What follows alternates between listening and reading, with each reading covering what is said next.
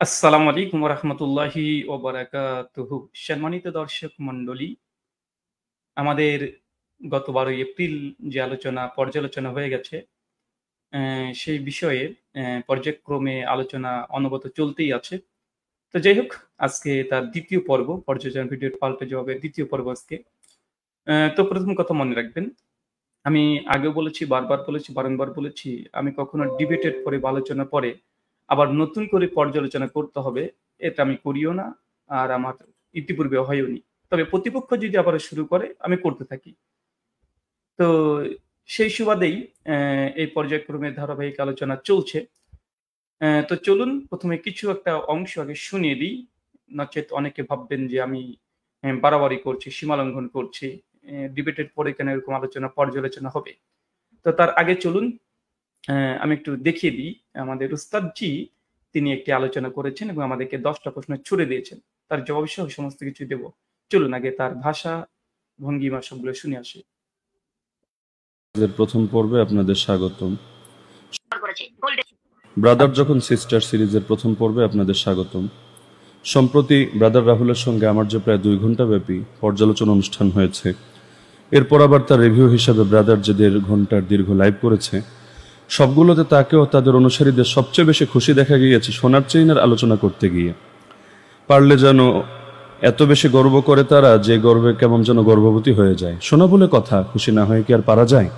কিন্তু সোনার চেইন তো আর ব্রাদারদের গলায় মানায় না, সিস্টারদের গলায় মানায়। যেহেতু ইসলামে পুরুষদের আচ্ছা, আপনারা শুনে নিয়েছেন। আজকে জাস্ট এই কয়েকটা বিষয়ের আমি আজকে জবাব দেব। তার ভাষা, ল্যাঙ্গুয়েজ সমস্ত কিছু দেখেছেন।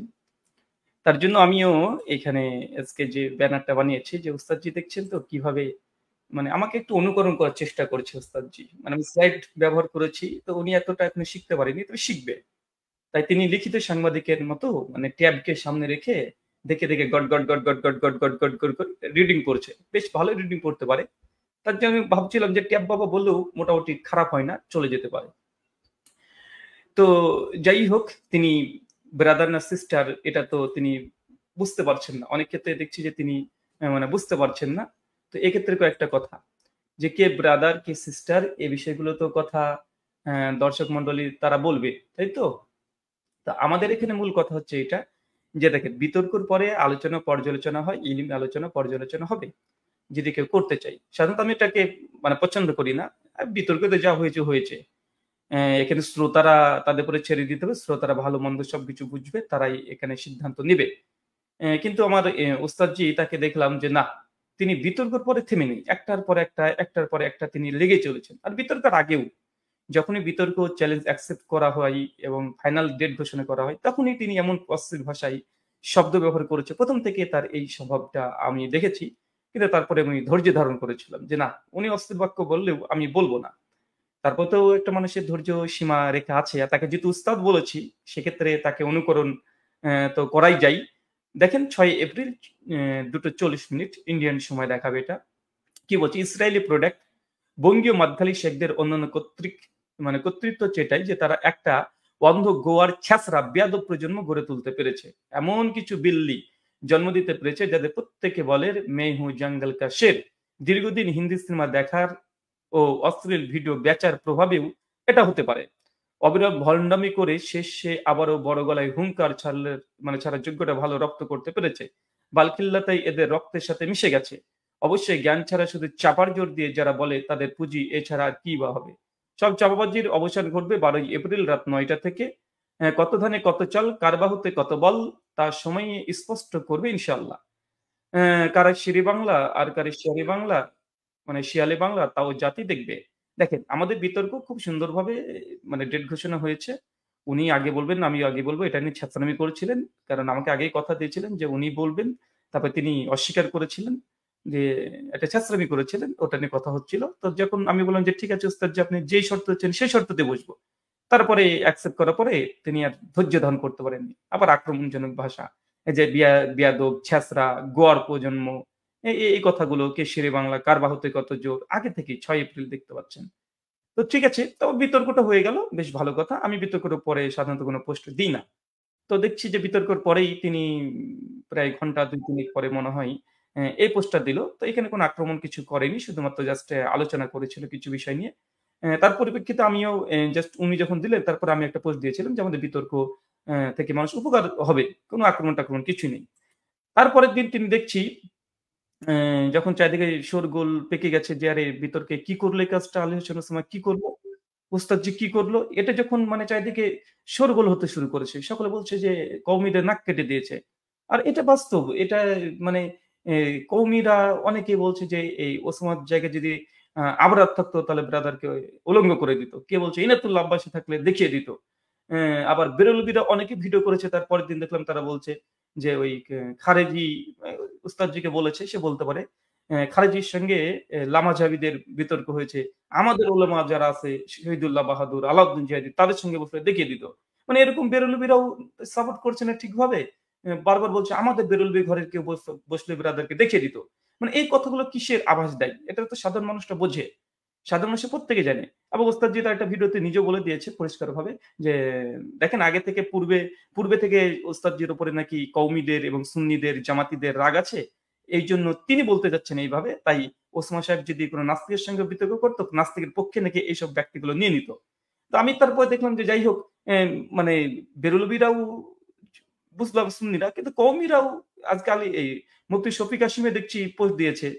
তারপরে রেজাল কোন আবরারের পোস্ট দেওয়ার কথা ছিল বিতর্ক পর্যালোচনা করে, তাও কিছু দেয়নি। আরিফ বিন হাবিব বারবার এই প্রসঙ্গে কথা বলছে কিন্তু বিতর্ক নিয়ে কোনো কথা বলছে না। এই সার্বিক দিক থেকে মোটামুটি মানুষ এটা স্বীকার করে নিচ্ছে যে ওস্তাদজির পারফরম্যান্স খুব একটা ভালো হয়নি এটা বোঝা যাচ্ছে। তো ওস্তাদজি এটাতে হীনমন্যতায় ভুগে তিনি একটা পোস্ট দিয়েছে। তবে হ্যাঁ, ওস্তাদের পক্ষে যদিও কওমিরা কেউ মানে সমর্থন দিচ্ছে না। সকলে মনেই করছে যে হেরে গেছে, নাক কেটে দিয়েছে কওমিদের। সুন্নিরাও ওরকমই ভাব যে ওর চাইতে আমাদের আলাউদ্দিন জিহাদি, শহীদুল্লাহ বাহাদুরী বেশি ভালো থাকতো। এই সবাই বিরোধিতা করলেও অ্যা এই কালকে দেখলাম আসাদ নাস্তিক ও কিন্তু ওস্তাদজির পক্ষে একটা ভিডিও বানিয়েছে যে ওস্তাদজি জিতে গেছে এরকম একটা বোঝানোর চেষ্টা করেছে। ওসমান সাহেবকে আসাদ খুব অ্যাপ্রিশিয়েট করেছে। খুব সম্মান দিয়ে কথা বলেছে। কেউ পক্ষে না থাকলে ওস্তাদজির পক্ষে আসাদ নূর কিন্তু ঠিকই আছে। তো যাই হোক এই সমস্ত কিছু ঘটনা দেখার পর দেখছি যে না কিছু না। তখন তিনি শুরু করে দিলেন Facebook এ লেখালেখি। দেখেন আমি কিন্তু আগে দেখিনি। দেখাতে পারবেন না ইনশাআল্লাহ। উনি আগে লিখেছেন প্রত্যেকটা। উনি লিখতে শুরু করে দিলেন। এই হাদিসের শাজ মুস্তারিব এই হাবিজাবি স্বাচ্ছন্দ্য লিখলেন। তো ঠিক আছে। এবার লিখেও হলো না। তারপরের দিন রাত্রিবাইতে প্রোগ্রামে অ্যা তিনি ২৭ মিনিট ধরে আমাদের ডিবেট নিয়ে পর্যালোচনা। কত উল্টাপাল্টা কথা শুরু করে দিলেন। যেটা আমি ১ম পর্বে দেখিয়ে দিয়েছি। তো তারপরে তিনি মানে অ্যা যখন অ্যা শুরু করলেন, বিভিন্ন রকমের সমালোচনা শুরু করলেন। আর আমি এখানে একটা কথা বলে রাখি যে ওস্তাদজি আস্তে, আস্তে দেখছি যে একটু মডার্ন হওয়ার চেষ্টা করছে। এটা ভালো। অ্যা অবশ্যই আমার কাছ থেকে একটু পরামর্শ নিয়েছেন যে ব্রাদার আপনি সাউন্ড এর জন্য কি মাইক্রোফোন ব্যবহার করেন? তো তাকে আমি পরামর্শ দিয়েছিলাম। ভালো পরামর্শই দিয়েছিলাম। যে আমি এই সাউন্ড সিস্টেম ব্যবহার করে আপনি নিতে পারেন। তো যাই হোক অনেকে আবার বলতে পারেন যে আমি এই গোপন মেসেজ, ব্যক্তিগত মেসেজ এটা শেয়ার করলাম কেন? এটা আমি ওস্তাদজির কাছ থেকে শিখেছি। দেখেন ওই ৬ আলী হাসান ওসমার সঙ্গে আমার ব্যক্তিগত একটা মেসেজ ওস্তাদজি ভাইরাল করেছিল। যে আমি নাকি উনাকে বলেছিলাম এই ১ম আলেমদের সঙ্গে বসছি তো তাই নার্ভাস ফিল হতে পারে। এইজন্য আপনি আগে বলেন। তো আমার সঙ্গে তার ব্যক্তিগত মেসেজ ওস্তাদজিকেও ভাইরাল করেছিল। ওইজন্য তার কাছে শিখে আমি একটা ব্যক্তিগত একটা পার্সোনাল মেসেজ, তার উপকারী মেসেজ তাকে অসম্মান করার জন্য না, আমি এটা জাস্ট দেখালাম। তিনি শিখছেন। আমার সঙ্গে বসলে আরো অনেক কিছু শিখতে পারবেন, সমস্যা নেই। আচ্ছা দেখেন তারপরে আমাকে অনেকে বলেছে যে, "ভাইজান আপনাদের ব্যক্তিগত মেসেজ কেন এভাবে ভাইরাল করছো সোমা?" আমাকে অনেকে বলেছে যে, "আপনাদের ব্যক্তিগত মেসেজ তাহলে আমাদেরকে দেন, আমরা শেয়ার করব।" আমি পরিষ্কারভাবে লিখে দিয়েছি যে, "মেসেজগুলো প্রচার করা ঠিক হবে না। এটা ব্যক্তিগত আলোচনা। এগুলো এখন প্রচার করলে আবার নতুন মানে ফন্দি খুঁজবে। মানে যারা ছাত্রামি করছে।" কারণ তিনি এই ছাত্রামি করে না বসার জন্য অনেক পরিকল্পনা করেছে। তো সম্মানিত দর্শক মণ্ডলী। তারপরে তিনি আবার মেসেজ একটা ফেসবুকে পোস্ট করে দিলেন, ব্রাদারের ধূর্ততা, মূর্খতা, জাহেলিয়াত নিয়ে পরবা করে ভিডিও করবে। তারপরে বলে দিলেন পর্বের নাম কি হবে? ব্রাদার যখন সিস্টার। তারপরে তিনি আরেকটা দিলেন যে এইসব ছোট লোকদের প্রতি আর ভালোভাবে ইলমি আলোচনা করবে না। উনি এখন ছোট লোকদের সঙ্গে ছোট লোক প্রণাম করবে। ঠিক আছে? মানে এখন অভদ্র হবে। মানে এখন সে নোংরা নাপাক জায়গাতে নেমে অ্যা অন্য কিছু পরিষ্কার করার ধান্দা করবে। এইসব কিছুই তিনি মানে সিদ্ধান্ত ফাইনাল নিয়ে নিয়েছেন। তো যাই হোক, আমার কথা হচ্ছে এটা অ্যা যে উস্তাদজি ইলমি আলোচনা করবে, ভালো আমরা ইলমি জবাব দেব। কিন্তু উনি যদি ইচ্ছাকৃতভাবে করতে শুরু করে, এটা তো আমরাও পারি। কারণ আমরা তো ছাত্র তো উস্তাদকে দেখে শিখব। আর এর আগে দেখিয়ে দিয়েছি উনি কতটুকু ছ্যাঁচড়ামি করতে পারে। ওর চাইতে 1.5 গুণ বেশি শাস্তি আমি করে দেখিয়ে দিতে পারি আমরাও। এটা এটা এটা আমরাও পারি। তবে ইলমি জায়গা থেকে এগুলো করা উচিত না। তো উস্তাদজি ১০ খানা প্রশ্ন আমাকে উদ্দেশ্য করে ছুড়ে দিয়েছে। আর শিরোনাম দিয়েছিল মানে ব্রাদার যখন সিস্টার। তো আসলে এই ব্রাদারকে সিস্টার বলা এটা কওমি দেওবন্দীদের মজ্জাগত স্বভাব। এটা উস্তাদজির মজ্জাগত স্বভাব। আপনারা দেখেছেন বাংলাদেশের কওমি মাদ্রাসায় কি কেলেঙ্কারি ঘটে যায়। বারবার দেখছেন যে মানে ছেলেদেরকেও মেয়ে ভেবে এরা কিভাবে মানে কেলেঙ্কারি কাজগুলো করে মুসলিম উম্মাহকে মানে পথে নামিয়ে দিচ্ছে, কলঙ্কিত করছে। আর একটা বিষয় মানে ওরা তো হানাফি মাযহাব মানে, আমার উস্তাদ যে হানাফি মাযহাব মানে। তো আবু হানিফা রাহিমাহুল্লাহ যদিও তার হানাফি এটা উপাধি। তবে এই হানিফা এটাও তো মেয়ে একটা নাম, তাই না? এটা মুযাক্কার না মুয়ান্নাস উস্তাদ জি বেশ ভালোই গ্রামার বুঝে। তিনি একটু বুঝে নিবেন যে এটা আসলে এই হানিফা এটা নারী না পুরুষ। তো যাদের মানে মাযহাবটাই একটা মেন নাম দ্বারা প্রতিষ্ঠিত হয়েছে, তারা কিভাবে ব্রাদার কিভাবে সিস্টার বুঝতে পারবে? এটা তো মানে আমাদের বোধগম্য নয়। কারণ তারা তো মাদ্রাসার থাক আর কিছু বলছি না। যেগুলো ঘটে আপনারা দেখতে পান। তো যেহেতু আপনি আমাকে ইট মেরেছেন, একটু পাটকেল খেতেই হবে। তো তার জন্য আমরা বলি যারা এই নারী-পুরুষ বিবেচনা করতে পারে না, কোনটা ব্রাদার, কোনটা সিস্টার এটা বুঝে না। একজন আলেম হয়েও তাদের কাছে এটাই যথেষ্ট যে তাদের মাযহাবটা প্রতিষ্ঠা হয়েছে একজন সিস্টার মানে একজন মেয়ের নাম থেকে নামকরণ করেই করা হয়েছে। যদিও ইমাম আবু হানিফা বলে কোন নাম মানে মেয়ে ছিল না, ইতিহাস দ্বারা প্রমাণিত না। তারপরে নামটা কিন্তু রয়ে গেছে। সে যাই হোক, যে কারণে বৈশিষ্ট্যগত হোক আর যাই হোক। তো যাই হোক, আর এখানে তিনি যেহেতু ওই সিরিজের নাম শুরু করেছেন, যে ব্রাদার যখন সিস্টার মানে কোনটা নারী কোনটা পুরুষ মানে বোঝার এখন উল্টোভাবে বুঝছে। কারণ আসলে এই আলোচনার পরে দেখছি উন্মাদের মতো আচরণ করছে। উন্মাদের মতো আচরণ করছে। এর আগে দেখেছি নাস্তিকরাও ঠিক এই কাজটা করছিল। মহেন্দ্রপাল আর্য তার সাথে ডিবেট হওয়ার পরে তিনি উন্মাদের মতো কাজ করছে। উল্টাপাল্টা। এই রাহুল তোদের আগা কাটা। মানে উনি হিন্দু তো আগা কাটা মানে খতনা করার কথা বলছে। তোরা তোদের আগা কাটা। এই উল্টাপাল্টা। ওই নাস্তিক একই কাজ করেছে। ওই নাইমা সরকার একই কাজ করেছিল। মানে যাদের সঙ্গে বিতর্ক হয়, বিতর্কের পরে এরা এত উন্মাদের মতো আচরণ করে। তো আমার উস্তাদজি দেখছি ঠিক ওই রাস্তাতেই হাঁটছে। এখন উম দলিল আদিল্লাহ আমি সহি দলিল দিতে পারিনি তো কি হয়েছে? আমাকে হেরে গেছি বলছি তো কি হয়েছে? এখন গালি দিয়ে হলে আমাকে জিততে হবে। মানে এই পদ্ধতি অবলম্বন করেছে। তো আমি এখানে জাস্ট একটা কথা বলতে চাই, উস্তাদজি এই আলোচনা এগুলো তো হার-জিত না। যার দলিল মজবুত থাকবে সেই তো অটোমেটিক দলিলের বিজয় হবে। এখানে আপনি হেরে গেছেন তো কি হয়েছে? আবার আলোচনা হবে। তখন জিতে যাবেন, সমস্যা কোথায়? খেলা তো আর একবার হয় না। আপনি তো বলেছেন আমাকে যে এভাবে ধারাবাহিকভাবে পর্যায়ক্রমে আলোচনা চলতে থাকবে আপনার সঙ্গে, তাই না? তো একবার আপনি এই মানুষ বলছে হেরে গেছে। এখন আপনি বিশ্বাস করেন বা না করেন বা আমি বিশ্বাস করি না করি, আপনি হেরে গেছে মানুষের ভাব দেখে এটা বোঝা যাচ্ছে। তো এই একবার তো না। এরপর আবার জিতে যাবেন। আপনি মানে যে ডিপ্রেশন এ পড়ে গেছেন, আমি তো আপনাকে নিয়ে খুব আশঙ্কায় আছি। খুব আশঙ্কায় আছি। যে কখন না জানি কি একটা দুর্ঘটনা ঘটিয়ে ফেলেন। তো যাই হোক আমি এটা বলব না। তবে আপনি বিতর্কের পরে এতটাই উন্মাদ হয়ে গেছেন যে কোনটা ব্রাদার কোনটা সিস্টার এটা বুঝেন না। মানে অনেকটাই শরীফা থেকে শরীফ, শরীফ থেকে শরীফা মানে এইসব নাস্তিক যে প্রজন্ম গড়ে উঠেছে বর্তমান বাংলাদেশে শরীফ থেকে শরীফা বানিয়ে ফেলছে। তো আপনি তো ওদের চশমা পড়েছেন নাকি? ওদের চশমা পড়ে না ওদের ভূতটা আপনার কাঁধে করে মানে চেপেছে? না পরোক্ষভাবে এই ইহুদি খ্রিস্টানদের মানে যে এজেন্ডা শরীফ থেকে শরীফা ব্রাদার থেকে সিস্টার মানে এগুলো ডাজ নট ম্যাটার লিঙ্গর কোনো দাম নেই। মস্তিষ্ক যা বলবে সেটাই ঠিক। মন যা বলবে তাই ঠিক। তো আপনি কি এরকমই মনে করছেন নাকি? অবশ্যই কওমি মাদ্রাসা থেকে গড়ে উঠেছেন তো। ওখানে তো ব্রাদার সিস্টেম মধ্যে পার্থক্য নেই। এটা অস্বাভাবিক কিছু না। তো যাই হোক, আমি একটু জাস্ট দেখাবো যে এই ব্রাদারকে সিস্টার বানানো আর সিস্টারকে ব্রাদার বানানো এটা এই দেওবন্দীদের মজ্জাগত স্বভাব। এটা আকাবির থেকে প্রমাণিত আছে। আমি কয়েকটা প্রমাণ আপনাদের সামনে নিয়ে আসবো। আপনারা মানে দেখতে থাকবেন। অ্যা আচ্ছা, এখানে আপনাদেরকে দেখাচ্ছি আশরাফুস সাওয়ানিয়া এই গ্রন্থ দেওবন্দী আলেমদের বিশেষ করে বিভিন্ন মানে কারামত বর্ণনা করা হয়েছে।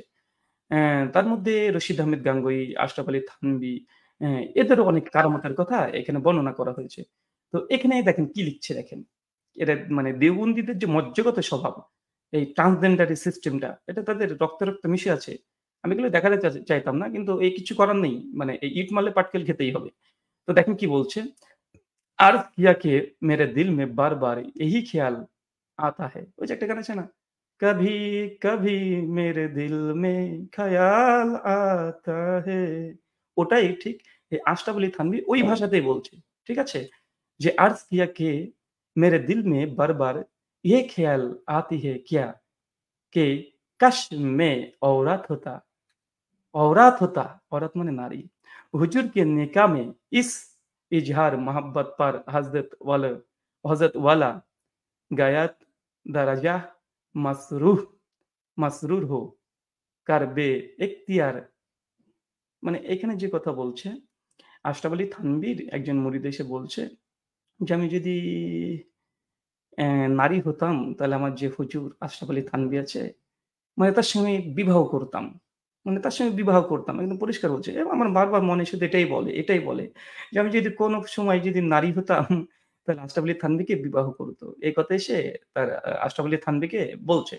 তো আশরাফ আলী থানভী তার জবাব দিয়ে বলছে যে মুচকি হাসি দিয়ে যে, "ও আচ্ছা তাই? আসলে তুমি যে আমাকে ভালোবাসো এটা তার বহিঃপ্রকাশ।" মানে এই দেওবন্দীদের এটা মজ্জাগত স্বভাব। পীরকে বলছে গিয়ে তার মুরিদ, "আমি যদি মেয়ে হতাম, নারী হতাম, औरत হতা তো হুজুর কে নিকাহ মে", মানে হুজুরের সঙ্গে মানে পীরের সঙ্গে তিনি বিবাহ করত। আর আশরাফ আলী থানভী মুচকি হেসে দিয়ে বলছে, "এটা তুমি যে আমাকে ভালোবাসো, ये आपकी मोहब्बत में সওয়াব মিলেগা।" বলছে, "তুমি আমাকে ভালোবাসো, এইজন্য তোমার এই জিনিসটা বারবার মনে আসে। তো ये आपके मोहब्बत में সওয়াব মিলেগা। আর এই যে আমাকে ভালোবাসো এইভাবে না, তো এইজন্য তুমি সওয়াবও পাবে। সব মিলেগা ইনশাআল্লাহ। শুধু সব মিলেগা ইনশাআল্লাহ। ইনশাআল্লাহ তাআলা। তো এর সঙ্গে তুমি অনেকে নেকিও পাবে, অনেক সওয়াব পাবে ইনশাআল্লাহ। আল্লাহ তোমাকে নেকি দিবে।" এ এই যে হচ্ছে ব্রাদার যখন সিস্টার আপনারা যখন বুঝতে পারছেন তাদের মৌলবীদের এই অবস্থা। আপনারা এখানে স্পষ্টভাবে দেখতে পাচ্ছেন। আরেকটা আছে তাজকিয়াতুল রশিদ ২য় খণ্ডের ৬২ পৃষ্ঠা। এটা হচ্ছে মৌলভী কাসেম নানুতুবির সঙ্গে রশিদ আহমেদ গাঙ্গুহির একটা ঘটনা, অনুরূপ একটা ঘটনা ঘটেছে। এখানে আপনারা দেখতে পেলেন যে মৌলভী মোহাম্মদ কাসেম সাহেব উর্স কে सूरत में है और मेरे उनसे निकाह हुआ है। মানে এখানে একদম পরিষ্কার দেখছে যে মৌলভী কাসেম নানুতুবি উনি বধূ বেশে বসে আছে। ওই যে বাংলাদেশে একটা কি গান আছে একটা ওস্তাদ জি নাই? "বধূ বেশে কন্যা যখন এলো রে", মমতাজ না কে যেন বলেছিল? তো ঐরকম সেম ওই ঘটনা। এই গানগুলোর সঙ্গে সব মিলে যাচ্ছে এদের দেবন্দীদের কারামত, এদের আকাবিরদের। হচ্ছে মৌলভী মোহাম্মদ কাসেম সাহেব উর্স কি सूरत में है ওয়ার মেরে উনসে নিকাহ হুয়া হে। মানে উনি একটা স্বপ্ন দেখছেন, বয়ান করছেন যে কাসেম নানতুবিকে আমি দেখছি যে একদম বধূ বেশে একদম স্ত্রী রূপে একদম কনে বিয়ের কনের মতো সেজে বসে আছে। তার সঙ্গে তার বিবাহ হচ্ছে। বাহ! এটা হচ্ছে আমাদের এই যে দেওবন্দি যারা আছে, বেরেলভি যারা আছে, সরি এটা দেওবন্দি, বেরেলভি না। আমাদের কওমি আছে যে এদের ১ম থেকেই কোনটা ব্রাদার কোনটা সিস্টার এদের আকাবিরই বুঝেনি। মানে আকাবিরই বুঝেনি। মানে ওই পীর মুরিদকে স্ত্রী রূপে একদম সবসময় কল্পনা করে যে যদি হতাম তাহলে বিয়ে করতাম। তখন দেখছি যে না, তার পীর সাহেব সঙ্গে তার বিয়ে হচ্ছে আর সে মেয়ে হয়ে গেছে। এরকম তো অনেক আছে। ওই যে বাইজিদ বুস্তামি ওর তো হায়েজে হতো, তাজকিয়াতুর রশিদে লেখা আছে। তো এগুলো দেখানো যায়। আসলে আমার ভিডিও যেহেতু অমুসলিমরা দেখে তাই সমস্ত কিছু এগুলো বলতে চায় না। কিন্তু বাধ্য করছে এরা। এই যে দেখেন না আমাদের ভিডিও নিয়ে আসাদ সাহেব কিভাবে এখন ভিডিও করছে। আলী হোসেন ওসমান সাহেবের পক্ষে কোন মুসলমান দেওবন্দি বেরলভী কওমিরা না নিলেও আসাদ নূর সাহেব কত সুন্দরভাবে নিয়ে নিয়েছে। তো আমি এইজন্য এই কথাগুলো বলতে চাই না। কিন্তু বাধ্য করছে। এটা বাধ্য করছে। চলুন। যাই হোক, এখানে তিনি একটা কথা বলতে গিয়ে একটা কথা খুব মানে খুব গর্ব করে বলেছে। তো গর্বটাকে দেখে আরেকবার দেখে আসি কি বলছে। ব্যবহার হারাম, কিন্তু শোনার চেন তো আর ব্রাদারদের। এরপর আবার তার রিভিউ হিসাবে ব্রাদার যে ১.৫ ঘন্টার দীর্ঘ লাইভ করেছে সবগুলোতে তাকেও তাদের অনুসারীদের সবচেয়ে বেশি খুশি দেখা গিয়েছে সোনার চেইনের আলোচনা করতে গিয়ে। পারলে যেন এত বেশি গর্ব করে তারা যে গর্বে কেমন যেন গর্ভবতী হয়ে যায়। সোনা বলে কথা, খুশি না হয়ে কি আর পারা যায়? কিন্তু সোনার চেইন তো আর ব্রাদারদের গলায় মানায় না, সিস্টারদের গলায় মানায়। যেহেতু ইসলামে পুরুষদের জন্য সোনার অলঙ্কার। তার মানে এখানে বুঝতে পারছেন উনি বলতে চাচ্ছেন মানে আমাদের এই গোল্ডেন চেন নিয়ে আমাদের নাকি গর্ভবতী হয়ে যাচ্ছি। তো চলেন দেওবন্দীদের একটু গর্ভবতী আমরা কিছু দেখে আসি যে সিস্টারদের মাযহাব। মানে এটা যেহেতু সিস্টার ব্রাদার যখন সিস্টার তো এই হানাফি মাযহাব যেহেতু হানিফা এই নামটাও যেহেতু মানে মেয়ে নামকরণ করা হয়েছে। তো সেক্ষেত্রে আমরা সিস্টার মাযহাবই বলতে পারি। সিস্টার মাযহাবে গর্ভবতী কিছু ফতোয়া দেখি। আর আমাদের আহলে সুন্নাত সমাজ যদি এই ফতোয়ার কারণে যদি এই সিস্টার মাযহাবের থেকেও যদি গর্ভবতী হয়ে যাই, হতে পারে, সমস্যা নেই। এটা হচ্ছে ফতোয়া আলমগীরি ২য় খণ্ড ৩৬ পৃষ্ঠা। ইসলামিক ফাউন্ডেশন থেকে ছাপিয়েছে, কওমিরা অনুবাদ করেছে। এখনই গুগল থেকে ডাউনলোড করে দেখে নিতে পারেন ইসলামিক ফাউন্ডেশন থেকে। এটা হচ্ছে ২য় খণ্ডের ৩৬ পৃষ্ঠা, রোজা অধ্যায়ে আপনারা পেয়ে যাবেন। ইসলামিক ফাউন্ডেশন থেকে ছাপিয়েছে। কি বলছে দেখেন, ২ নম্বর মাসালা এটা। বলছে আমাদের মানে সিস্টার মাযহাবের গর্ভবতী ফতোয়া। গর্ভবতী, জি, গর্ভবতী। দেখেন কি বলছে। কেউ যদি কোনো মহিলার সাথে যৌন মিলন করে আর মহিলার বাহ্যদ্বার ও প্রস্রাবদ্বার যদি একভূত হয়ে গিয়ে থাকে, তাহলে এই মহিলার মাকে বিবাহ করা তার জন্য হারাম হবে না। তারপরে কি বলছে দেখেন, কেননা এই মিলন যোনি দ্বারা দিয়ে মানে এই মিলন যোনি দ্বারা দিয়ে হয়েছে তা নিশ্চিত রূপে বলা যায় না। কিন্তু মহিলা যদি এতে গর্ভবতী হয়ে যায় এবং এ কথা জানা যায় যে ওই সহবাসের কারণেই মহিলা গর্ভবতী, জি, গর্ভবতী হয়েছে, তাহলে হুরমত সাব্যস্ত হবে। আর বাহারুর রাইকের মধ্যে আছে, মানে আরে বাপরে বাপ, বাহারুর রাইকের ফতোয়া আছে, ফতোয়া আলমগীরিতে নকল করেছে। ৬০০ জন মুফতি দেওবন্দি সিস্টার মাযহাবের ওলামারা এটা তৈরি করেছে। অনেকে বলতে পারেন পুরো মাযহাবকে রাহুল ভাই দোষারোপ করছেন। এটা তো আমি করিনি প্রথমে। ওস্তাদজি তার কাছ থেকে শিখেছি। তিনি যখন বলছেন যে মাদখালিরা নাকি পুরো একটা ছ্যাঁচড়া প্রজন্ম তৈরি করেছে, আলাদা ইহুদি খ্রিস্টানের দালাল, এগুলো বলেছে তো, বলছে না? উনি না বললে উনার সঙ্গপাঙ্গ আরো অনেকেই বলছে, আর উনি তো পুরো ছ্যাঁচড়া প্রজন্ম বলে দিয়েছে। ব্রাদার যখন সিস্টার একটা আলেম হয়ে যদি এই ভাষা ব্যবহার করতে পারে, আমি তো উস্তাদ বলে সম্বোধন করছি, আমি তো ছাত্র, আমি তো আরো বেশি পারবো, তাই না? এটা তো উস্তাদজি। তা থামাতে হলে তাকে থামাবেন। ভিডিও প্রথমে আমি পর্যালোচনা শুরু করিনি। তিনি পোস্টের পর পোস্ট, ভিডিও ২৭ মিনিট ধরে রিভিউ উনি শুরু করেছেন, তাই আমি করছি। উনি পোস্ট করেছেন, তার পাল্টা জবাব দিচ্ছি। উনি ভিডিও করেছেন, তার পাল্টা জবাব দিচ্ছি। তো এখানে আমাকে কিছু বলবেন না। তো এখানে গর্ভবতী ফতোয়া দেখেছেন তো? কেউ যদি কোনো মহিলার সাথে যৌন মিলন করে আর মহিলার বাহ্যদ্বার প্রস্রাবদ্বার যদি একভূত হয়ে গিয়ে থাকে, তাহলে এই মহিলার মাকে বিবাহ করা তার জন্য হারাম হবে না। এটা কিভাবে যে মানে সহবাস করলো বা যৌন মিলন করলো, এটা তারাই ভালো বুঝবে। মানে যেহেতু উনারা হাদিস শাস্ত্রবিদ, ঠিক আছে? আর কারণ এই মিলন যোনি দ্বারা হয়েছে তা নিশ্চিত রূপে বলা যায় না। আচ্ছা, কিভাবে যোনি ছাড়া বা সহবাস করে, এটা হয়তো কওমীদের কাছ থেকে আমাদেরকে শিখতে হবে। কারণ এরা তো ব্রাদার সিস্টার কিছু বোঝে না। যোনি ছাড়াও যে অন্য কোনো জায়গাতে সহবাস হয়, জাস্ট আমি কিছু মিন করতে চাচ্ছি না। এটা কওমীরা হয়তো বলতে পারবে ভালো, দেবন্দীরা। নচেৎ আশরাফ আলী থানভীকেও তো দেখলেন স্বপ্ন দেখছে, বউ হয়ে বসে আছে কাসেম নানুদ্দি। এগুলো আমি বলতে চাই না, এগুলো কারামত। এগুলো আমাদের কওমীদের কারামত। আচ্ছা চলেন আরেকটা আমরা আর এর সঙ্গে এটাও বলি যে আমাদের ওস্তাদজি যদি এই সিস্টার মাযহাবের এই ফতোয়া পেয়ে যদি আমল করতে চাই আর এই গর্বে যদি গর্ভবতী হয়ে যাই, হতে পারেন। হতে পারেন, কোনো সমস্যা নেই। ঠিক আছে? আচ্ছা, আরেকটা ফতোয়া দেখেন। এটা হচ্ছে ফতোয়া আলমগীরি ২য় খণ্ড ৩৯-৪০ পৃষ্ঠা, ইসলামিক ফাউন্ডেশন। কওমি হানাফি দেওবন্দির অনুবাদ করেছে। কি বলছে দেখেন। হ্যাঁ, ১ম যে সেট দেখছেন তার ৩ নম্বর লাইনটা দেখেন। বলছে কি, পুরুষের জননেন্দ্রিয় সোজা ও শক্ত হয়ে যাওয়ার পর সে যদি তার স্ত্রীকে তলব করে না পায়, সেই কন্যা মানে স্বীয় কন্যা মানে নিজ কন্যা, স্বীয় কন্যার উরুদয়ের মধ্যবর্তী স্থানে তা প্রবেশ করায়, তবে এই কন্যার মা তার জন্য পিতার জন্য হারাম হবে না। ফতোয়া বৈধ না অবৈধ এই মাসালায় আসেনি। তো ফতোয়াটা দেখেন আমাদের মানে এই সিস্টার মাযহাবের তথা আমাদের ওস্তাদ ওসমা সাহেবের যে মাযহাবকে ফলো করে, তারা এই মাযহাবটাকে নিয়ে গর্ভবতী হয়ে যায়।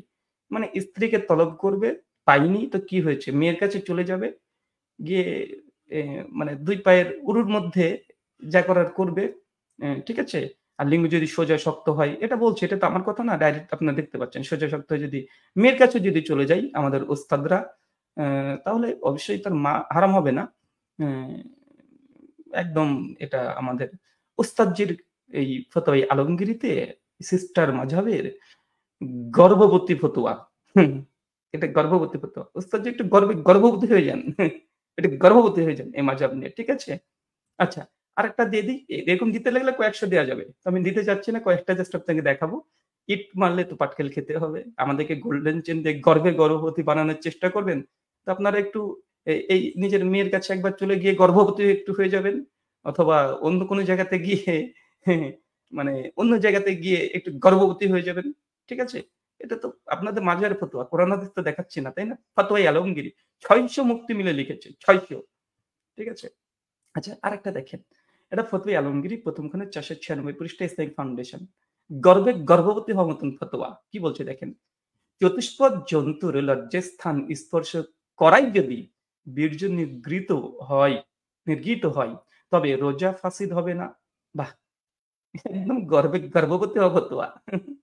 কি বলছে? চতুষ্পদ জন্তুর লজ্জাস্থান স্পর্শ করাই যদি বীর্য নিগৃহীত হয়, তবে রোজা ফাসেদ হবে না। তো যাই হোক, তারপরে মাসালাটা দেখি। চতুষ্পদ জন্তু অথবা মাইয়েত মানে মৃত। চতুষ্পদ জন্তু অথবা মৃত মানে মৃত কোনো নারী যদি হয়, নারীর পাশাপাশি যদি কোনো পুরুষও হয়, এদিকটা যেহেতু যাই হোক, মাইয়েতের সাথে যদি সহবাস করে, মানে মৃত ব্যক্তির সঙ্গে যদি সহবাস করে, কিংবা জীবিতদের লজ্জাস্থান ছাড়া অন্য স্থান দিয়ে সহবাস করলে যদি বীর্য মানে নিগৃহীত না হয়, তবে রোজা ফাসেদ হবে না। মানে আমাদের এই সিস্টার মাযহাবের আমার উস্তাদজির যে মাযহাবকে মেনে গর্ভবতী হয়ে গিয়েছে, সেই মাযহাবের গর্ভবতী হওয়া ফতোয়া।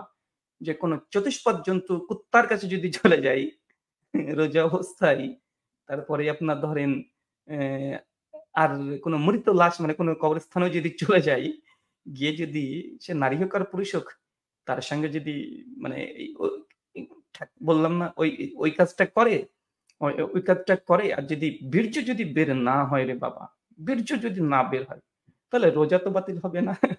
রোজা বাতিল হবে না। আর বীর্য বের হয়ে গেলে রোজা ভেঙে যাবে। তো এই হচ্ছে আমাদের উস্তাদজি বললেন যে গর্ভবতী হওয়ার কথা বলেছিল। তাদের মাযহাবের এই গর্ভবতী ফতোয়া এগুলো। তো যাই হোক, আমি আগে বলেছি যে যেমন দিবে আমি আমি আমি তেমনই দিতে পারি। যেমন দিবে। কেননা এই অভদ্রতা, নোংরামিটা এটা আমি শুরু করিনি। ১ম ভিডিও পোস্ট তিনি করেছেন। পর্যালোচনার পরে আমি কোনো মন্তব্য করিনি। তারপরে উনি ফেসবুকে পোস্ট করেছেন, তাও কিছু বলিনি। তারপর যখন ভিডিও করতে শুরু করে দিল যে, "ব্রাদারদেরকে এই করেছি, ওই করেছি, পানি খাচ্ছে ব্রাদার।" ভিডিওতে বলছে নির্লজ্জের মতো। ভিডিওতে বলছে যে, "আমি আ একটা পরিকল্পনা করেছিলাম।" কি? ইয়াহিয়া সাইদ আল আনসারী আর ইয়াহিয়া সাইদ আল কাত্তানির মধ্যে পার্থক্য বোঝেন এই জাহেলরা। মানে একের পর এক ব্রাদাররা কি করেছিল, ওই আগে থেকেই মানে কমেন্ট করে রেখে দিয়েছে যে আজ থেকে হানাফি মাযহাব ত্যাগ করলাম। একের পর এক উল্টা-পাল্টা নোংরামি, ছ্যাঁচড়ামি এগুলো মানে করেই চলে গেছে। তো তারপরে কিছু করার নেই। আমাকে তো ভিডিও দিতেই হবে। তারপরে আমি শুরু করে দিলাম। কতক্ষণ সহ্য করা যায়। বিতর্কের আগে তো ছ্যাঁচড়ামি করেছেই। ছ্যাঁচড়ামি মানে মানে এত ছ্যাঁচড়ামি করেছে, কারণ আমি ভয় পাচ্ছিলাম যে ছ্যাঁচড়ামি করে জাহাঙ্গীর হুজুরের মতো পালিয়ে যাবে। কিন্তু পালাতে দেব না। আমরা তো সানাউল্লাহ অমৃতসরী রাহিমাহুল্লাহর উত্তরসূরি। এক স্টেজে যদি মানে কোন খ্রিস্টানকে নিয়ে এসে দেন, ইনশাআল্লাহ ইসলামের বিজয় দেখিয়েই ছাড়বো। এক স্টেজেই যদি তারপরেও যদি পারি হিন্দু কোন পণ্ডিতকে নিয়ে এসে দেন, ইনশাআল্লাহ আবারও আমরা ইসলামের বিজয় দেখিয়েই ছাড়ি।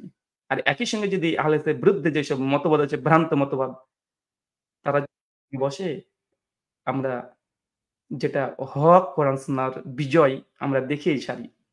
তো আমি ওস্তাদজিকে বলব, দেখেন বিতর্ক তো হয়ে গেছে। তারপরে আপনি উন্মাদের মতো যে আচরণগুলো করছেন, অনেকে কওমি আলেমরা এটাকে সহ্য করছেন, ঠিকভাবে নিচ্ছেন না। শফিক হাশমি দেখছি করেছে।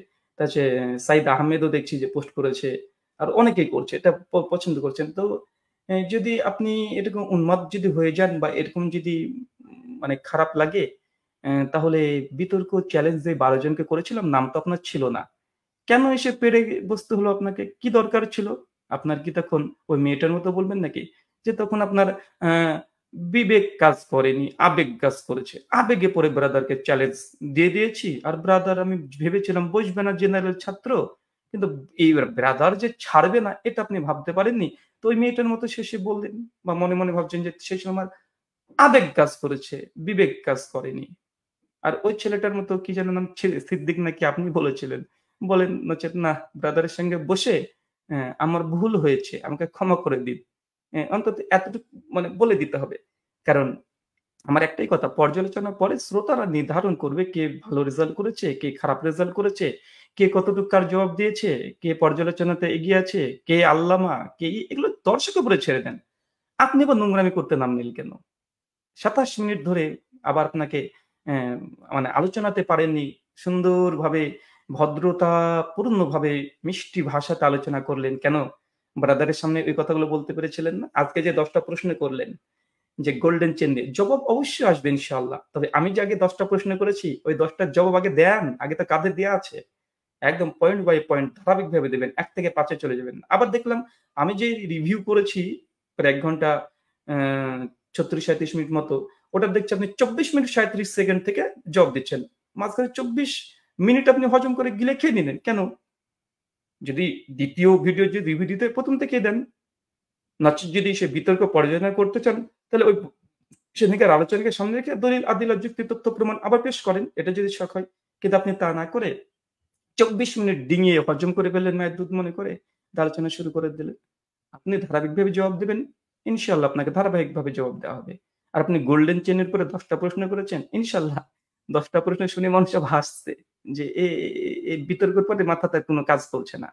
বিতর্কের পরে অনেক মানুষের মোটামুটি সাপোর্ট করেছিল যে না আহলে সুন্নাহ ভালো একটা রেজাল্ট করেছে। কিন্তু এখনকার আচরণে সে বলছে বেটা উন্মাদ হয়ে গেছে। এটা মনে করছে অনেকেই দেখছি কমেন্টে লিখছে। মেনশন করছে। দেখবেন আপনাকে মেনশন করেছে, আমাকে মেনশন করেছে, দুজনকে থামতে বলছে। তো বাবা আমি তো আগে শুরু করিনি। ওস্তাদ যে আগে শুরু করেছে। আমি তো ওস্তাদজির শাগরেদ, তাই না? তাই উনি যেভাবে আচরণ করবেন আমি সেভাবে করব। আর ২য় নম্বর বিষয় আমি আগেই বলেছি, বিতর্ক তো আর একবার না, আলোচনা তো একবার না। বারবার হবে। একবার আপনি জিতবেন, আমি একবার জিতবো। আপনি একবার হারবেন, আমি একবার হারবো। এগুলো তো চলতেই থাকবে, তাই না? ১ম বারে যদি এরকম যদি নকআউট হয়ে যদি ডিপ্রেশন এ চলে যান, তাহলে বাকি জীবন কাটাবেন কিভাবে? বাকি জীবন কাটানো তো খুব মানে দুষ্কর হয়ে যায়। একটু আহলে ওসামা ওস্তাদের আশেপাশে যে বন্ধু-বান্ধব যারা আছে তাদেরকে বলব একটু মানে সেদিন পানি খেতে বলছি, একটু ঠান্ডা পানি খাওয়াবেন। ফ্রিজ থেকে বের করে ঠান্ডা পানি খাওয়াবেন। পানির ফজিলতগুলো একটু গুগল করে দেখে নিবেন দরকার হয়। একটু ঠান্ডা পানি খাওয়াবেন। আর আপনি যে ১০ টা প্রশ্ন করেছেন এবং বলেছেন এই ১০ টা প্রশ্নের যতক্ষণ আমি উত্তর না দেব, ততক্ষণ আপনি সেকেন্ড কোনো ভিডিও করবেন না। তো আমি তো ওই কথা বলে দিয়েছি। আগে ১০ টা প্রশ্নের আমার উত্তর দেবেন, তারপরে আপনার ভিডিওর জবাব দেওয়া হবে। জি, জাস্ট আপনি সিস্টার যখন ব্রাদার এই শব্দটা নতুন যুক্ত করেছেন তো, তাই নতুনভাবে একটা ভিডিও করে দিলাম। ঠিক আছে? আর যেহেতু গর্বে গর্ভবতী হওয়ার কথা বলেছেন, আমিও গর্বে গর্ভবতী হওয়া কিছু সিস্টার মাযহাবের কিছু ফতোয়া দেখিয়ে দিলাম। আর আপনি ট্রান্সজেন্ডার যে প্রচার করছেন শরীফ থেকে শরীফা, এটা ওই নাস্তিকদের খুব সহকারী হবে এবং নাস্তিকও অলরেডি আশার আপনার পক্ষ নিয়ে নিয়েছে। মানে সে আশা করছে হয়তোবা আপনার ওইদিকে মানে ঝোঁক আছে না নাই। আর আপনার উস্তাদ তো বলে দিয়েছে যে ইহুদি খ্রিস্টানের মানে এই আলেম ওলামার সমালোচনা করা এটা ইহুদি খ্রিস্টানদের একটা সিফাত আপনাকে লক্ষ্য করে। তো যাই হোক এত কিছু আমি বলতে চাই না। আপনার যে ১০ টা প্রশ্ন, অবশ্যই ১০ টা প্রশ্নের উত্তর দেওয়া হবে। কোন টেনশন নিবেন না। তবে আমি যে প্রশ্নগুলো করেছি না, ওইগুলো তো আগে জবাব দেন। ওইগুলো হজম করলে তো আর হবে না। অলরেডি দেখেন অনেক মানুষ এই কওমিদের মধ্যে একটা ছেলে দেখছি আসাদ বলে একজন ছেলে। এটাও একটা আসাদ। ওই নাস্তিক আসাদ না, এটা আরেকটা আসাদ। এই আসাদ ছেলেটা, এই ছেলেটা আবার বলছে যে, "আহলে হাদিস সবাইকে চ্যালেঞ্জ করলাম। ব্রাদার রাহুলকে চ্যালেঞ্জ করলাম। বুকে দম থাকলে তার সঙ্গে বাহাসে বসতে তারাবির রাকাত নিয়ে। তারাবি ৮ রাকাত বেদাত প্রমাণ করবে।" তো ইনিও কিন্তু কওমি। আর রেজাউল করিম আবরার কি রিজন রফিকি একবার এর ফেসবুক পেজকে অ্যা মানে পোস্ট করেছিল এবং বলেছিল এর সঙ্গে জুড়ে থাকতে। অনেক বড় মুফতি বাহাস মোনাজারা করে। কিন্তু কিছুদিন আগে দেখলাম বেরেলবিদের সঙ্গে বাহাস করতে গিয়ে একদম নাকানি চুবানি খেয়েছে। নাকানি চুবানি খেয়েছে। এই নাকানি চুবানি খেয়ে দেখছি আবার এই বেরেলবির বিরুদ্ধে ১ম এইবার পর্যালোচনা ভিডিও শুরু করে দিয়েছে। এখন আবার চ্যালেঞ্জ করছে ব্রাদার রাহুলকে তারাবির আঘাত নিয়ে। মানে এই ছেলেটাও মানে সন্তুষ্ট হয়নি ওসামা সাহেবের পারফরম্যান্স এ। যদি ওসমান সাহেব আমাকে যদি পরাজিত করে দেয়, তাহলে আবার ২য় বিতর্কের কিসের প্রয়োজন রে ভাই? যে তোমরা মনে করো না ওসমান সাহেব যে জিতে গেছে, তো একই টপিকে একই বিষয় উপরে ২য় বার আবার বিতর্ক করার কি প্রয়োজন? আমি তো বুঝি না। যেহেতু ব্রাদার রাহুলকে একদম ৪-৬ মেরে দিয়ে বাউন্ডারি পার করে দিয়েছে, নক আউট করে দিয়েছে। তাহলে একই টপিকের উপর আবার ২য় ভাবে চ্যালেঞ্জ করা মানে বুঝতে পারছে যে না, ওসমান সাহেব ভালো রেজাল্ট বয়ে নিয়ে আসতে পারেন। আর এটা স্বীকার করে নিয়েছে তারা। আর দ্বিতীয়ত এই ছেলেটার প্রোফাইল আমি আবার ঘেঁটে একটু দেখলাম। দেখি তো, একটু ঘেঁটে দেখি। ঘেঁটে দেখছি যে না আমাদের এই বিতর্কটা ইনি শেয়ারই করেনি। এবং অনেক হানাফি দেখলাম যারা বাহাস মানে আলোচনার আগে বাহাস নিয়ে নাফাচ্ছিল। তারা আমাদের ভিডিওটা শেয়ারই করেনি। হানাফি দেওবন্দি তারা কমই শেয়ারই করেনি। আবার অনেকে এরকম দেখেছি ১ম এ শেয়ার করেছে, পরে ডিলিট করে দিয়েছে। আমি অবাক। কিরে ভাই? আমি দেখলাম একটু আগে এই বাহাস নিয়ে তুমি এত লাফালাফি করলে অথচ আমাদের ভিডিওটা শেয়ার দিলে না কেন? তোমরা তো জিতে গেছো দাবি করেছে তোমাদের হাদিস শাস্ত্রবিদ। হাদিস শাস্ত্রবিদ জিতে গেছে। তো শেয়ার দিচ্ছ না কেন? শেয়ার দেওয়ার পর আবার ডিলিট করে দাও কেন? আবার নতুন করে চ্যালেঞ্জই বা করেছে কেন? রেজাল্ট করিম আবরার বলল, "না, ডিবেট নিয়ে পর্যায়মূলক কিছু লিখব।" ৪ দিন হয়ে যাচ্ছে লিখছে না কিছু। এগুলো কিসের আলামত? তো ওস্তাদজিকে বলবো একটা কথাই মনে রাখবেন যে ইলমি আলোচনা পর্যালোচনা চলতে থাকবে। পাগলামি ছ্যাঁচড়ামি করলে গর্ভবতী হওয়া হতো আরো অনেকগুলোই আছে, অনেক কিছুই দেখানো যায়। এই লাইনচ্যুত করিয়েন না। যে ১০ টা প্রশ্ন করেছি, ধারাবাহিকভাবে বলেন যে হ্যাঁ, সে নাকি ১০ টা প্রশ্ন করেছে। হ্যাঁ, অনেক সময়তে যে সময় যেহেতু ফরমেট লিমিটেড থাকে, তো অনেক প্রশ্ন উত্তর দেওয়া যায় না টু দ্যা পয়েন্ট এ। তো আপনি একটা করে আমার প্রশ্ন ধরেন, একটা করে খণ্ডন করেন।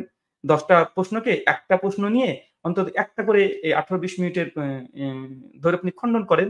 নচেৎ সাংবাদিকের মতো ট্যাবে লিখে নিয়ে এসে গট রিডিং করে চলে যাচ্ছেন। এটা কি? সাংবাদিকের চাকরি নিবেন নাকি? অবশ্যই ট্রাই করতে পারেন। আপনার যে ভাষা, সাহিত্য আলহামদুলিল্লাহ অনেক সুন্দর। আমি আপনাকে লেখাগুলো বেশি পড়ার চেষ্টা করছি। কারণ আপনার ভাষাগুলো আমাকে খুব ভালো লাগছে লেখা এবং বলার স্টাইলটা খুব ভালো লাগছে। আমি চেষ্টায় আছি আপনার মতো ভাষাকে রপ্ত করা। মানে আপনি অনেক সাহিত্যিক ভাষা ব্যবহার করতে পারছেন। এবং আপনার অনেক বাংলা, আননোন বাংলা খুব সুন্দর করে গুছিয়ে কথা বলতে পারছেন। এটা রপ্ত করার মতো আপনার। এটাকে আমি চেষ্টায় আছি যে আপনার মতো এভাবে কথা বলা যায় কিনা। সমস্যা নাই, আমি চেষ্টা করব। আপনার যেহেতু ওস্তাদ বলে স্বীকার করে নিয়েছি। তবে আপনি আমাকে যদি অনুকরণ করতে চান তাহলে তো আবার বিপদ হয়ে যাবে। আমাকে অনুকরণ করতে চাইয়েন না। গর্ভবতী যে হয়ে যাবেন। আর সাধারণ হানাফি ভাইদেরকে বলি আপনাদের উপরে আমার কোন রাগ বিদ্বেষ কিচ্ছু নাই ভাইজান। আমার একটাই কথা, ডিবেট হয়ে গেছে, শ্রোতারা ডিসিশন নিবে। কেন উনি সমালোচনা শুরু করলেন? ২৭ মিনিট ধরে ওয়াজ মাহফিলে উনি করতে পারতেন যে হ্যাঁ, ১০ টা প্রশ্নের উত্তর বরাদ্দ রাহুলের দেওয়া হয়নি। ১০ টা ভিডিও করুক ২০ মিনিট করে। এই দেখেন আপনার এই ১ম প্রশ্নের এটা হচ্ছে জবাব। ১ নং প্রশ্নের জবাব দিয়ে দিল। পাল্টা আমি আবার পর্যায়ে একটা ভদ্র শালীনতা বজায় রেখেই আলোচনা করব। ওটা হতে পারত। নচেৎ উনি এখন শুরু করে দিলেন গালিগালাজ খিস্তিখা। ছোট লোক, যে ছোট লোক, তার হিন্দি সিনেমা দেখার ফল, অশ্লীল ভিডিও বেচার ফল। জিন্দেগি তোমার সিডির দোকান কোনদিন ছিল না। ভিডিও কোনদিন বেচেওনি সিডির দোকানে। আমার সিডির দোকানে কোনদিনই ছিল না। এই যে পরিষ্কারভাবে হচ্ছে অন্ধ, গোয়ার, ছেঁচড়া, বেয়াদব প্রজন্ম গড়ে তুলেছে। এটা আজকের না কিন্তু, আমার আলোচনা না। ৬ এপ্রিল দিয়েছে একদম। তারপরে এই একের পর এক মানে নোংরামি, ছেঁচড়ামি এই জিনিসগুলো করে চলে যাচ্ছে। তো এগুলো তো উনি আলেম মানুষ। আমরা তো জেনারেল ছাত্র, জেনারেল লাইন থেকে এসেছি তো। তাই উনি যদি পারেন তাহলে আমাদের তো মানে আপত্তি থাকার কথা না আমাদের বিষয়ে। কারণ এগুলো উনি ছোট লোক বড় লোক দেখতে এসেছে এখানে। যে কে ছোট লোক, কে বড় লোক, কোটিপতি। এগুলো দেখলে তো মানে বিপদ। মানে ব্রাদার যখন সিস্টার এই টাইটেল দেওয়া, ডাইরেক্ট ছোট লোক বলা। তো এই ছোট লোকিটা করেছে কে? উস্তাদ যে আপনি নিজেই করেছেন। বিতর্কের পর আবার কিসের আলোচনা, পর্যালোচনা? কেন করবে? ওগুলো তো শ্রোতারা করবে। আর কিছু কনটেন্ট ক্রিয়েটর আছে, ওরা করবে। এটা কি আপনার কাজ? না কনটেন্ট ক্রিয়েটর হওয়ার আবার শখ জেগেছে আপনার? যে নতুন করে আবার কনটেন্ট ক্রিয়েটর মানে ভিডিও তৈরি করতে হবে। ওগুলো কনটেন্ট ক্রিয়েটর যারা আছে ভিউজ ব্যবসা করছে তারা করবে। আমজনতা শ্রোতা যারা আছে তারা দেখবে। আলেম ওলামা যারা আছে তারা বিতর্কটাকে দেখে সে বইয়ে তারা ফেসবুকে তারা রিভিউ দিতে পারে, এলমি রিভিউ দিতে পারে। নচেৎ আপনি যা শুরু করলেন ওয়াজ মাহফিলে গিয়ে তো আমাকে তো বাধ্য করলেন। তার জন্য ব্রাদারকে সিস্টার বলা এসব আপনার ঘুচে যাবে। আর ঘুচে দিয়েছে অলরেডি। মানে এরকম হলে আবার বিপদ হয়ে যাবে। আচ্ছা একটা বই দেখাই। একটু থামেন। আপনাদের যমজ ভাই বেরুলবীর আপনাদের প্রসঙ্গে একটা বই লিখেছে, ব্রাদার যখন সিস্টার। দেখেছি আপনাদেরকে ওলামাদের। আরেকটা বই দেখাই। দেখ ১ মিনিট।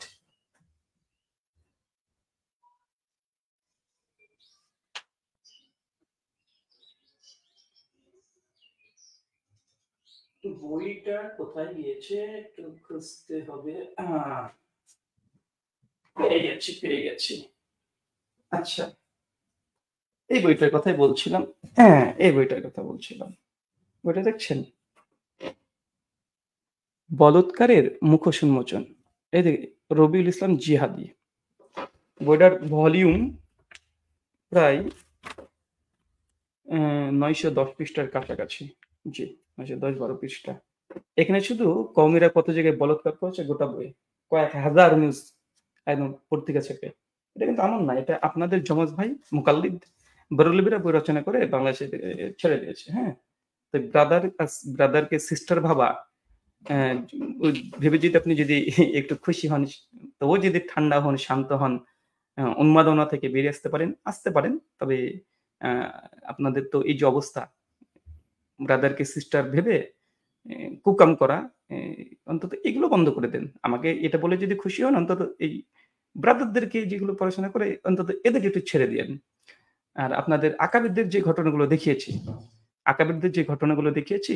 এটা তো আপনাদের মজ্জাগত সহ আগেই বলেছি, চিরাচরিত নীতি। তাই ছ্যাঁচড়ামি করতে আসেন না। ইলমি আলোচনা, ইলমি পর্যালোচনা ঘটে গেছে যেটা সুন্দরভাবে আপনি আলোচনা করেছেন। আমিও আমার দিক থেকে আমি যতটা পেরেছি সুন্দরভাবে আলোচনা করার চেষ্টা করেছি। এখন সাধারণ জনতা আলেম ওলেমা নিজ, নিজ জায়গা থেকে তারা বিষয়টাকে তারা পর্যবেক্ষণ করবে। এখন আপনি যদি হেরে যাই যান তাহলে আমার কি করার? আমার কি অপরাধ? আমি কি ওই ছেলেটার মতো আমাকে এখন স্বীকার করতে হবে? যে ওস্তাদ আমার ভুল হয়েছে। আমাকে ক্ষমা করে দেন উস্তাদজি। আর কখনো আপনার সঙ্গে বাহাসে আলোচনাতে বসে আপনার ইজ্জত নষ্ট করব না। আমাকে এটা বলতে হবে। আবার আমি ভালো একটা মাইক্রোফোন ব্যবহার করি। এ এ এ এ এই মাইক্রোফোনটা ব্যবহার করি। এটা নিয়ে আপনার আপত্তি। ভিডিওর মধ্যে বলছেন, হাই কোয়ালিটির মাইক্রোফোন ব্যবহার করে। পোস্টেও লিখেছেন হাই কোয়ালিটির মানে আমি হাই কোয়ালিটির এই মাইক্রোফোনটা ব্যবহার করি। এ এটাও আপনার আপত্তি। কি বলবো তাহলে উস্তাদজি? আমার ভুল হয়েছে। আমাকে ক্ষমা করে দিন। এটা বলতে হবে? মানে আমি একটু ভালো কম্পিউটার সম্পর্কে জানা আছে, স্লাইড তৈরি করতে পেরেছি। এটাও তার আপত্তি। এখন উস্তাদজি আমি কি করব? আমি এজন্য কি আপনার কাছে সরি, ক্ষমা করবেন বলতে হবে?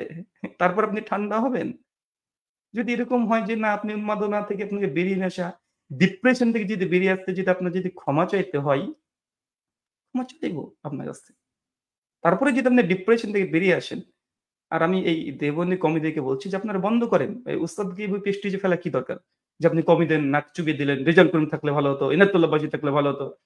এগুলো এগুলো বলিয়েন না। মানুষটা কেমন একটা একটা ডিপ্রেশন এ চলে যাচ্ছে। উনার পরিবার আছে। এমনিতেও ২-৩ বছর তিনি ছিলেন না। তিনি অন্য জায়গাতে ছিলেন আপনারা জানেন। এই ২-৩ বছর হলো এর মধ্যে এত ডিপ্রেশন এর মধ্যে ফেলে দিলে ব্যক্তির অবস্থা কি হবে? আমার উস্তাদজি উনি। প্লিজ আপনারা বন্ধ করেন। উস্তাদজিকে এইভাবে আর খোঁচা দিয়েন না যে আপনি কওমিদের মুখ চুবিয়ে দিলেন। রেজাউল করিম আবরার হলে ভালো হতো। এগুলো বলেন না। আমার উস্তাদজি কষ্ট পাচ্ছে, ডিপ্রেশন এ চলে যাচ্ছে। এগুলো বলিয়েন না। তিনি চোখেও কম দেখছে ব্রাদার সিস্টার এই পার্থক্য ভুলে যাচ্ছে। ঠিক আছে? যাকে তাকে গর্ভবতী বানিয়ে দিচ্ছে। যদিও এই দুঃখ মানে এই হাসিটা কিন্তু দুঃখের। অনেক সময় তো মানুষ দুঃখে হাসে বা সুখের সময় কাঁদে। আমি এই যে হেসে ফেলছি না এটা আমি দুঃখে হাসছি। তার জন্য বলি যে ১০ টা প্রশ্ন আগে আপনি উত্তর দিবেন, তারপর আমি শুরু করব। ওই যে আপনি গোল্ডেন চেন এর উপরে যেহেতু বলেছে এটা গোল্ডেন চেন আর এটা নিয়ে ১০ টা ভিডিও তৈরি করেছেন। আমার পূর্বে কে গোল্ডেন চেন বলেছে? ওয়াল্লাহি আল্লাহর কসম করে বলছি, আমার পূর্বের ওলামাদের থেকেই দেখাবো ওই সনদকে গোল্ডেন চেনই বলা হয়েছে। ঠিক আছে? ওলামা কোন জাহেল না, আলেম ওলামা। আপনার চাইতে বড় আলেম ওলামা। সমস্যা নেই। আর ২ নাম্বার কিন্তু আমি যে প্রশ্নটা করেছি যে আপনি যে আমার হাদিস মুওয়াত্তা মালিকের হাদিসকে ইজতেরাব দাবি করেছেন, চ্যালেঞ্জ করেছিলাম। চ্যালেঞ্জ করেছেন। বিতর্কের দিনে কতবার চ্যালেঞ্জ করে বললাম যে, "ওস্তাদজি ১২৮৪ হিজরির পূর্বে মুওয়াত্তা মালিকের ১১ রাকাত হাদিসকে কে ইজতেরাব বলেছে? দলিল পেশ করবেন।" আরেকটা প্রশ্ন করেছিলাম। মুওয়াত্তা মালিকের প্রায় মুওয়াত্তা মালিকের সে প্রশ্নগুলো দেখিয়ে দিই আরেকবার। জি, এই যে ২ টো প্রশ্ন। ৫ নম্বর আর ৬ নম্বর ২ টো প্রশ্ন ছিল। যে মুওয়াত্তা মালিকের ডজন খানেক পৃথিবীতে ব্যাখ্যা গ্রন্থ আছে। তো এই ব্যাখ্যা গ্রন্থ থেকে একটা জায়গা থেকে দেখাবেন যে মুওয়াত্তা মালিকের ১১ রাকাতের হাদিসকে ইজতেরাব বলেছে। কে বলেছে? কে বলেছে ১২৮৪ র আগে দেওবন্দি মাদ্রাসা প্রতিষ্ঠা হওয়ার আগে? আমি ওই সনদকে গোল্ডেন চেইন বলেছি তাই আমার পূর্বে কে গোল্ডেন চেইন বলেছে এটার দলিল চেয়েছেন। কিন্তু তার আগে তো এই দলিল আমি চেয়েছি। আগে আপনি দলিল দেন। আপনি তো বারবার চাচ্ছিলেন যে ব্রাদার রাহুল আগে কথা বলবে, আগে কথা বলবে। তো প্রশ্ন তো আমি আগেই করেছি। আগে আমার উত্তরটা দেবেন। তারপরে আমার সনদকে কে গোল্ডেন চেইন বলেছে এটা দেখিয়ে দিব। তার আগে প্রমাণ করবেন এটা। যে আপনিও দাবি করেছেন, ইজতেরাবের দাবি করেছেন এই সনদকে। কে বলেছে? কে বলেছে ব্যক্তির নাম বললেই হবে। কিতাবের নাম মানে কিতাবের নাম বললেই হবে। পৃষ্ঠা নাম্বার বলার দরকার নেই। প্রকাশনীর নাম বলার দরকার নেই। ওর জন্য ওটা রেজাউল করিম আবরার আমার কিউট বয় আছে তার কাছ থেকে জেনে নেব। আরবি যদি পড়তে না পারি তাহলে কওমি কোনো ভালো ইবারত পড়নিওয়ালা তাকে ভাড়া করে নিয়ে আসবো। এসে তাকে পড়ে আমি শুনে নেব। সমস্যা নেই। কিন্তু আপনাকে এই যে প্রশ্নটা না এই প্রশ্ন তো আমি আগে ছুড়েছি। আর আমার ১০ টা প্রশ্নের উত্তর না দিয়ে আবার পুনরায় ১০ টা প্রশ্ন করা মানে রোগী রোগী পালাচ্ছে। হ্যাঁ, রোগী পালাচ্ছে। রোগীর জায়গাতে দাঁড়িয়ে নেই। আগে আমার ১০ টা প্রশ্নের উত্তর দেন, তারপরে আপনারটা হবে। আগে বলেছি না? তো এই ২ টো কথা আপনার সঙ্গে বলা প্রয়োজন ছিল। আপনার ১০ টা প্রশ্নের উত্তর দেওয়া হবে। যেহেতু আমার সনদকে আমি গোল্ডেন চেন দাবি করেছি, আপনি জানতে চেয়েছেন। তো সেদিন ঘুমাচ্ছিলেন নাকি? ২ ঘন্টা বিতর্ক হলো একবারও তো এই প্রশ্নগুলো করলেন না। এবারে দাঁড়াও কে বলেছে এই সনদকে গোল্ডেন চেন? কে বলেছে? আপনি কি ঘুমাচ্ছিলেন? ও বুঝতে পেরেছি। আসলে এই সিলসাতুজ জাহাব শব্দটা নতুনই ছিল আপনার কাছে। তাকিয়াবাজি করলেও হবে না। পরবর্তী সময়ে যখন ভিডিও করে দেখালাম যে সিলসিলাতুল যাহাব উলামা সালাফরা এই শব্দকে ব্যবহার করেছে এবং বললাম পরামর্শ দেওয়া রেজাল্ট করিম আবরারের কাছে যান, তাহলে আপনাকে শিখিয়ে দেবে সিলসিলাতুল যাহাব জিনিসটা কি, খায় না গায়ে মানে গলায় দেয়। ঠিক আছে, তো আপনি হয়তো তার কাছে গিয়ে একটু পড়াশোনা করেছেন আমার কিউটবার কাছ থেকে, তারপরে এসে আবার এখন চ্যালেঞ্জ করছে সিলসিলাতুল যাহাব। হ্যাঁ, ঠিক আছে, তো এটা তো নেক্সট প্রশ্ন হলো। আগে বিতর্কর দিনে যে প্রশ্নগুলো উত্থাপিত হয়েছে সেগুলোর আগে শেষ করেন, তারপরে এগুলো তো আসবে নতুন। যদি এটাই অভিযোগ হতো সেদিন আপনি প্রশ্ন করতে পারতেন। একদম মুঁতোর জবাব দেওয়া হতো সেদিন স্ট্রিমে ডাইরেক্ট। এটা তো নতুন প্রশ্ন আপনার। পুরাতন প্রশ্ন আগে ক্লোজ করেন। আগে পুরাতনগুলো ক্লোজ করবেন, নতুন যেগুলো আছে সেগুলো পরেই হবে, সমস্যা নেই। তো ধন্যবাদ সকলকে। যে যেমন তার সঙ্গে তেমন আচরণ করতে হবে। আর তাকে যেহেতু আমি উস্তাদ মেনে নিয়েছি, তাই এই প্রশ্নগুলো করাই যেতে পারে। আর তিনি যে শব্দ প্রয়োগ করেছেন, তার চাইতে আমি যে কঠিন শব্দ প্রয়োগ করেছি এমন না, জাস্ট আমি পড়ে শুনিয়েছি, মানে শোনাচ্ছি আপনাদেরকে। এগুলোই গর্ভবতী হয়ে যাওয়ার কিছু ফতোয়া দেখিয়েছি। এটা আমার ফতোয়া না। তাদের এই যে হুজুররা এইসব গর্ভবতী হয়ে গিয়েছিল। এগুলো আপনারা ভালো করে আরো পড়ে নিতে পারেন এগুলো বিষয় নিয়ে।